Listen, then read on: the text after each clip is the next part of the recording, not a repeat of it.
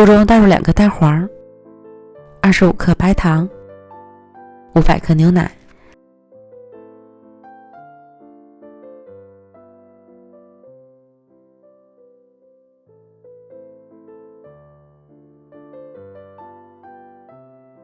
再倒入50克玉米淀粉，再次搅拌均匀，然后开中小火加热，再加入25克芝士碎，温度上升之后转小火，这时就要不停地搅拌，防止糊底。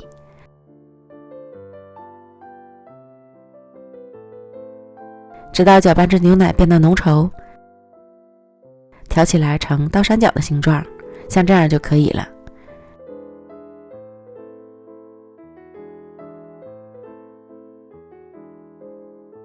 然后将搅拌好的牛奶糊倒入到合适的容器里，将表面刮平，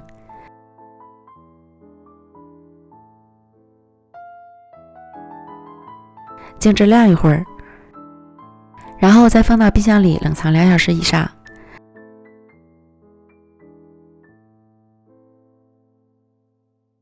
取出冷藏好的牛奶糕，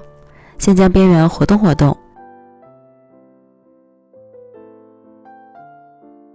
再倒扣，这样牛奶糕就很容易能脱模了。再按自己喜欢的大小改刀成小块。小碗中打入1个鸡蛋，加点黑芝麻搅散，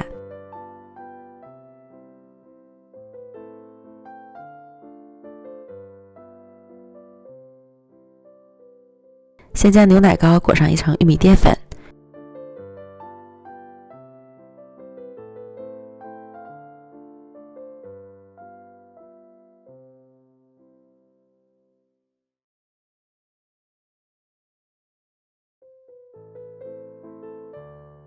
不粘锅里刷油，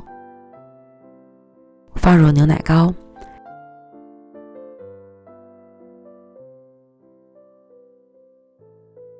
小火煎至4面金黄就可以出锅了。